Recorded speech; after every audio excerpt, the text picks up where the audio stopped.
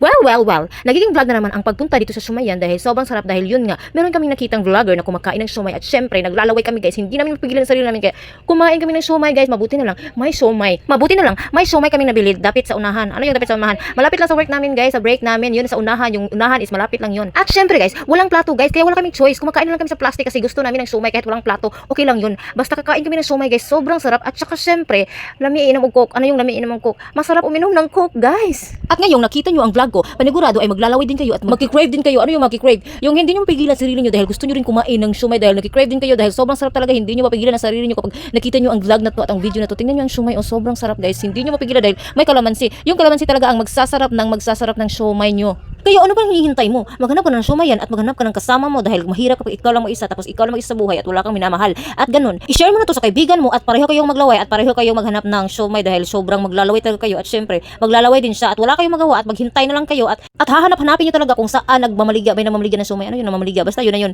Maghahanap kayo kung saan kayo makakabili ng siomay dahil sobrang sarap talaga ng siomay at hindi niyo mapipigilan uminom ng soft drinks, coke or anything basta soft drinks dahil sobrang sarap talaga niya dahil hindi niyo talaga mapigilan yung uhaw dahil sobrang sarap niya talaga. At syempre makakancel yung diet niyo dahil sobrang hangol niyo. Ano yung hangol? Yung matakaw kayo dahil sa siomay. Hindi kayo makaka-diet dahil sobrang sarap. At syempre, makakain kayo ng maraming rice. Hindi talaga kayo makaka-diet nitong siomay dahil sobrang sarap talaga at hindi niyo mapigilan na mag-diet. Kaya ano pang hinihintay nyo? Hindi ako nagpo-promote ng siomay, pero masarap talaga ang siomay. Kaya kumain kayo ng siomay anywhere dahil alam ko naglalaway na kayo dyan.